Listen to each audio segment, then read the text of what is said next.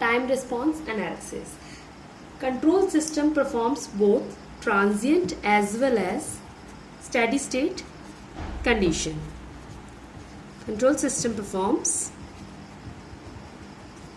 transient, जो हमारी transient condition होती है वो हमारी डायनामिक कंडीशंस होती हैं। इसका मतलब ये है कि जो हमारे वेरिएबल हैं या फिर कोई एक वेरिएबल जो कि चेंज हो रहा है और हमारा सिस्टम स्टेडी स्टेट वैल्यू पे नहीं पहुंच रहा। दूसरी कंडीशन है हमारे पास steady state condition. Steady state condition हमारी वो कंडीशन है जहां जाके हमारी ऑसिलेशन कम हो जाती है और जो हमारी वैल्यू है वो फाइनल वैल्यू को रीच कर जाती है। कंट्रोल सिस्टम की एबिलिटी है कि वो हमारे transient as well as steady state condition को ऑल्टर कर सकता है और इसको ऑल्टर करने का मेथड है feedback system.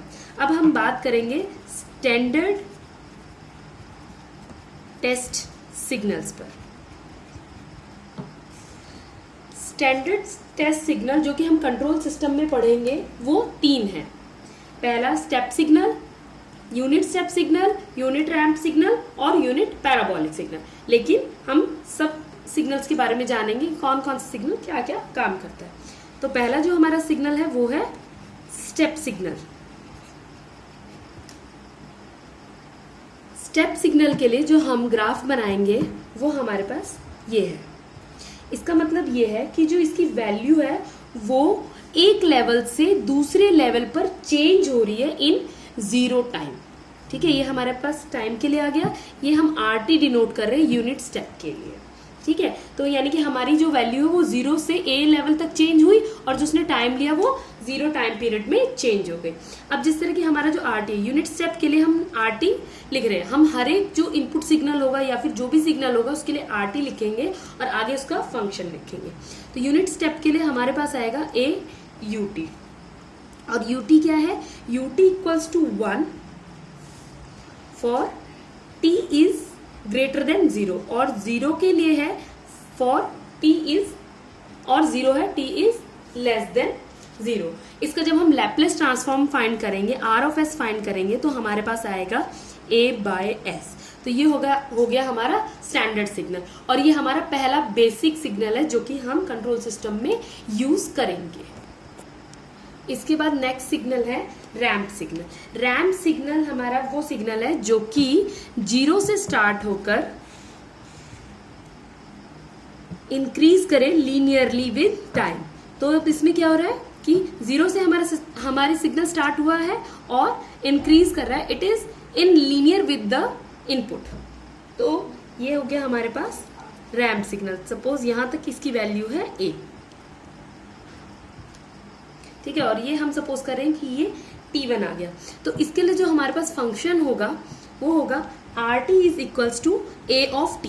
A of T इसलिए क्योंकि टाइम के साथ ये वेरी कर रहा है, यानी कि हमारे इस फंक्शन का टाइम के साथ रिलेशन होगा A ऑफ T। और कंडीशन होगी A ऑफ T तब होगा जब हमारी T की वैल्यू ग्रेटर देन 0 होगी, क्योंकि नेगेटिव टाइम हमारा होता नहीं है तो हम सिर्फ ग्रेटर देन 0 के लिए कंसिडर करते हैं। और 0 होगा for T is less than 0 और जो इसका फंक्शन होगा लैप्लेस ट्रांसफॉर्म होगा वो A/S² होगा। नेक्स्ट सिग्नल हमारे पास आ जाता है पैराबोलिक सिग्नल।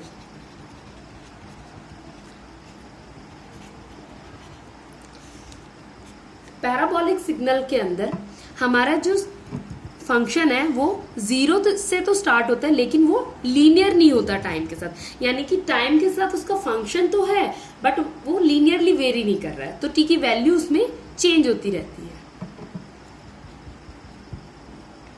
इसके लिए जो हमारे पास फंक्शन होगा R of T is equals to AT² 2 यहाँ पे हम इसलिए लेते हैं ताकि हमारे पास जो लैप्लेस ट्रांसफॉर्म हो वो इजी आ जाए।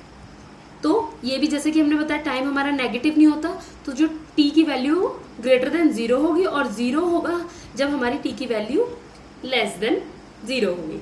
तो इसके लिए जो हमारे पास लैप्लेस ट्रांसफॉर्म आएगी वो आएगी A/S³। Impulse signal. Impulse signal का मतलब ये है कि हमने एक इनपुट दी और हमारे पास एट 0 यानी कि सपोज हमारे पास ये एक हमने ग्राफ तैयार कर लिया, इसमें 0 पर, ये हमारा 0 हो गया, 0 पर हमारे पास जो आउटपुट आएगी वो इन्फिनाइट आएगी, तो ऐसा पॉसिबल नहीं है। तो हम इम्पल्स सिग्नल ना कह के उसे यूनिट इम्पल्स कहते हैं, या फिर हम कह सकते हैं कि हम इम्पल्स सिग्नल को यूनिट इम्पल्स बनाते हैं, बिकॉज प्रैक्टिकली हमारा इम्पल्स सिग्नल फिजिबल नहीं है। प्रैक्टिकली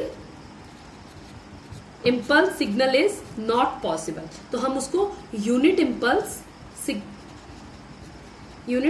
सिग्नल बना देते हैं। तो उसके लिए जो हमारे पास ग्राफ आएगा वो ये होगा।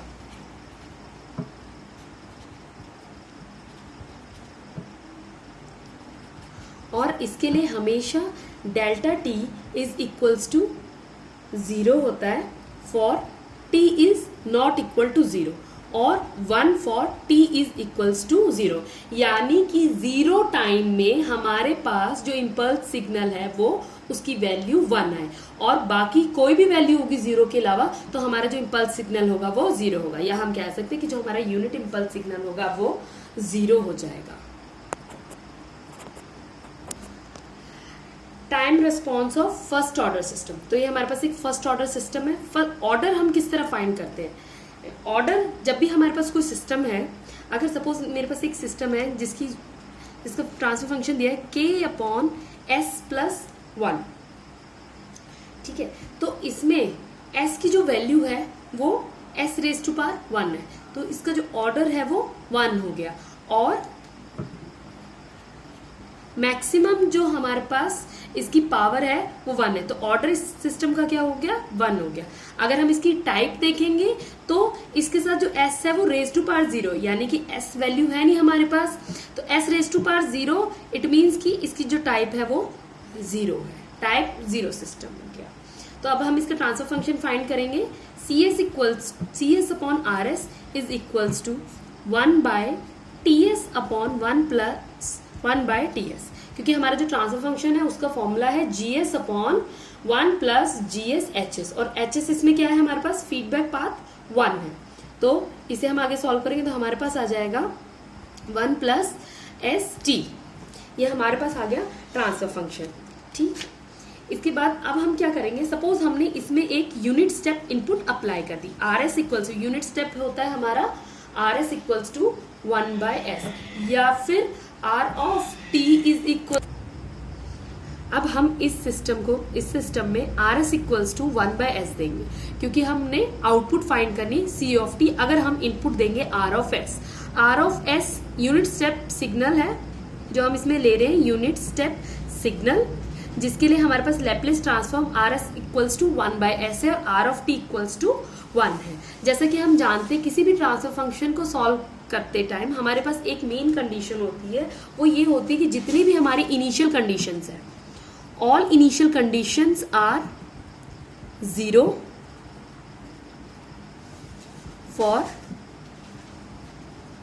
Transfer function. पूरी की पूरी कंट्रोल सिस्टम में हम जो कुछ भी पढ़ेंगे 0 इनिशियल कंडीशन के साथ पढ़ेंगे। ये एक बहुत ही अच्छा पैरामीटर होता है किसी भी क्वेश्चन में कंफ्यूज करने के लिए। अगर सपोज हमारे पास कोई क्वेश्चन दिया जा रहा है in form of differential equation, तो उसमें अगर आपको मेंशन किया हुआ हो इनिशियल कंडीशन और साथ में लिखा हो ट्रांसफर फंक्शन, तो आप उन इनिशियल कंडीशन को नेग्लेक्ट करके क्वेश्चन को सॉल्व करेंगे। तो ये हमारे पास आ गया RS equals to 1/S, RT equals to this, तो जो हमारे पास CS आएगा, CS equals to RS upon 1+ST, this is equals to 1/S upon 1+ST। ये हमारे पास बन जाएगा S into 1+S of T। अब हम क्या करेंगे, हम इसको पार्शियल फ्रैक्शन से स्प्लिट कर देंगे, तो हमारे पास जो फैक्टर आएंगे वो आएंगे 1/S minus 1 upon S plus 1/T। तो हमारे पास ये दो फैक्टर आ गए। अब हम इसका इनवर्स लैप्लेस लेंगे। इनवर्स लैप्लेस लेके हमारे पास आएगा C of T is equals to 1 minus e raise to power minus T by T। अब हमारे पास जो आउटपुट है वो आ रही है C T is equal to 1 minus E raise to power minus T by T. इसका मतलब ये है कि जो हमारी आउटपुट है वो राइज कर रही है exponentially from zero value to final value of unity. अब हम फाइंड करेंगे इस आउटपुट फंक्शन को, फाइंड करेंगे for t equals to capital T। Capital T हमारे पास यहाँ पर टाइम कांस्टेंट है, capital T is time constant for this. तो हमारे पास जो c ऑफ t आएगा it is equals to 1 minus E raise to power minus 1 जो कि 0.632 होगा। इसके बाद हम इनिशियल स्लोप फाइंड करेंगे। इनिशियल स्लोप, क्योंकि हम स्लोप फाइंड कर रहे हैं तो स्लोप फाइंड करने के लिए हम क्या करेंगे, जो हमारा आउटपुट है इसको डिफ्रेंशिएट करेंगे विद रिस्पेक्ट टू टाइम, यानी कि D C T by D T. तो हमारे पास क्या आ जाएगा, E raise to power minus T by T upon T, ये आ गया। अब इनिशियल, क्योंकि हम इसमें बोल रहे हैं इनिशियल स्लोप फाइंड करें, यानी कि जो इसकी इनिशियल स्लोप की value t equals to 0 put करेंगे। तो हमारे पास एट t इक्वल्स टू 0, तो हमारे पास जो D C of T by D T है it is equals to 1 by T आ जाएगा। और जो t है वो हमारे पास टाइम कांस्टेंट है।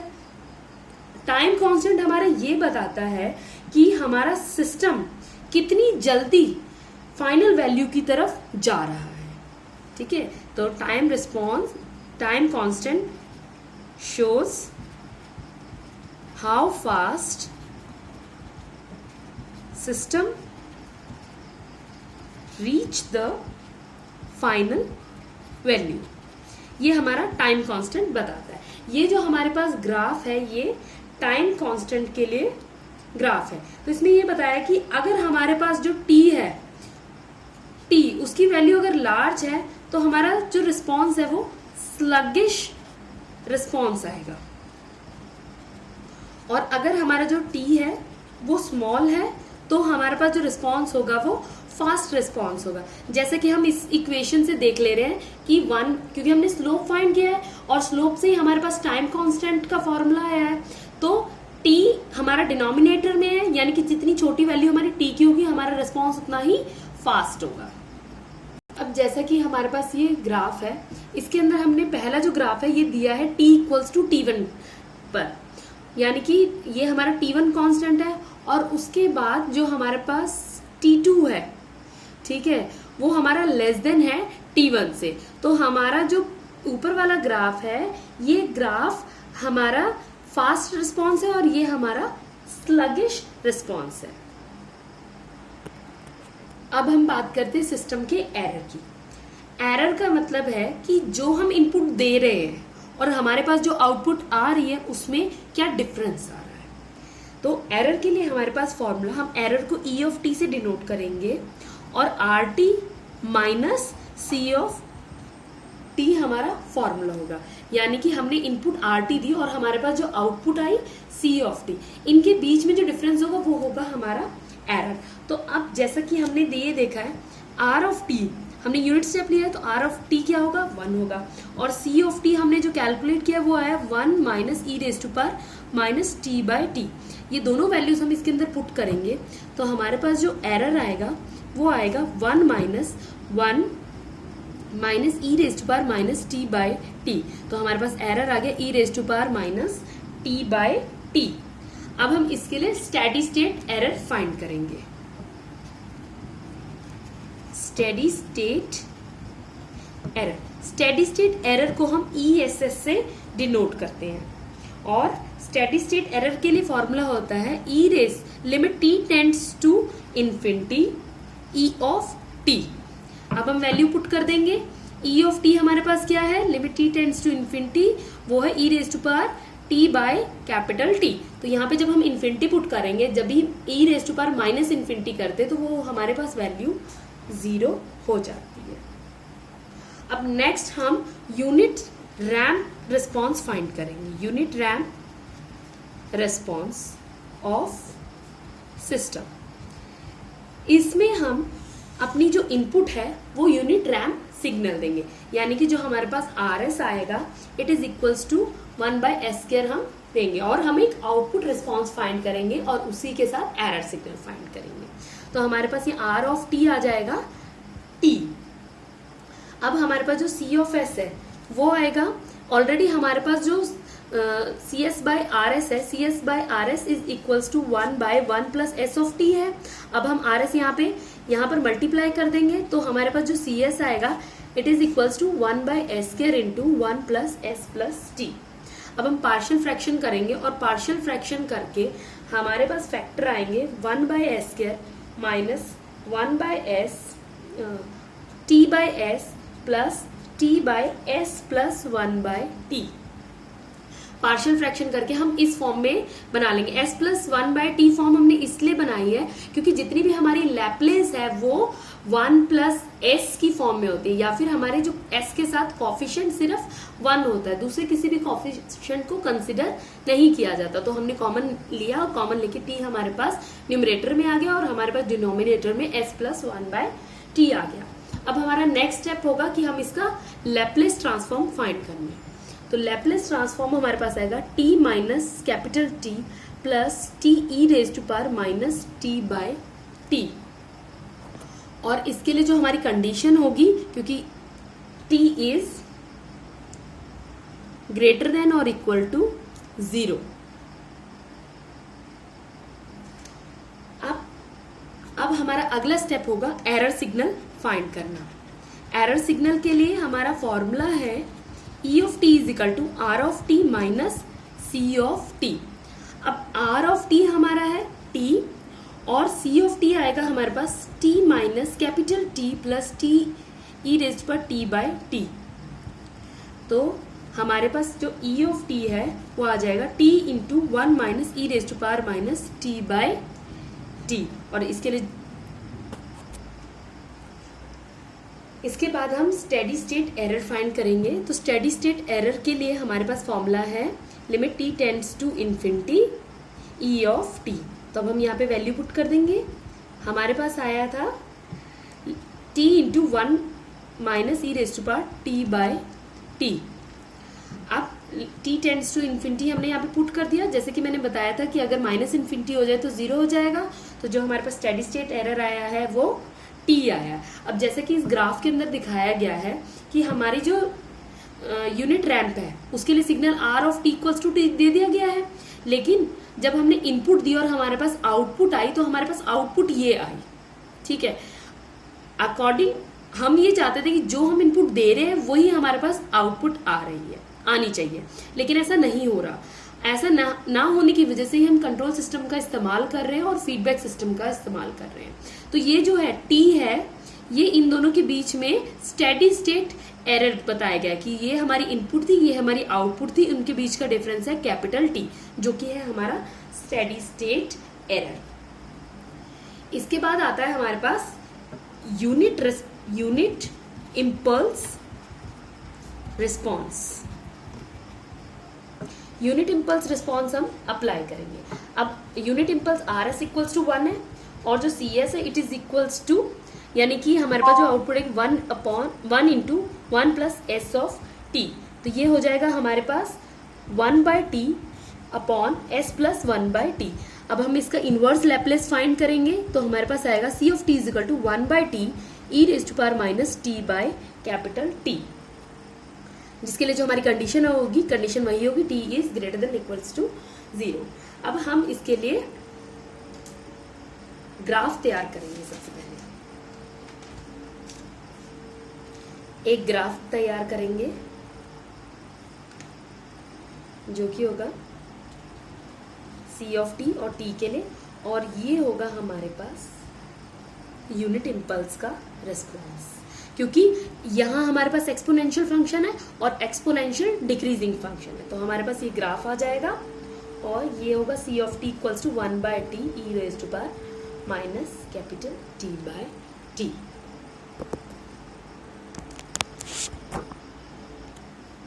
Property of linear time invariant system. ये दो प्रॉपर्टी हमारी मेन प्रॉपर्टी है जिनका हम अक्सर क्वेश्चन में इस्तेमाल करते हैं। जैसे कि जो हमारा यूनिट रैंप इनपुट है, unit ramp input is equals to integration of unit step input. ये इसके मैं दिखाती हूँ। आर ऑफ टी रैम्प के लिए मैंने यूज किया है, और मेरा यूनिट स्टेप इनपुट क्या होती है, मैं 1 पुट कर देती हूँ, 1 dt। तो ये मेरे पास आ जाएगा टी, जो कि हमारा रैम्प आ गया, रैम्प सिग्नल आ गया। अगली है हमारे पास unit step input. Unit step input में integration of unit impulse input.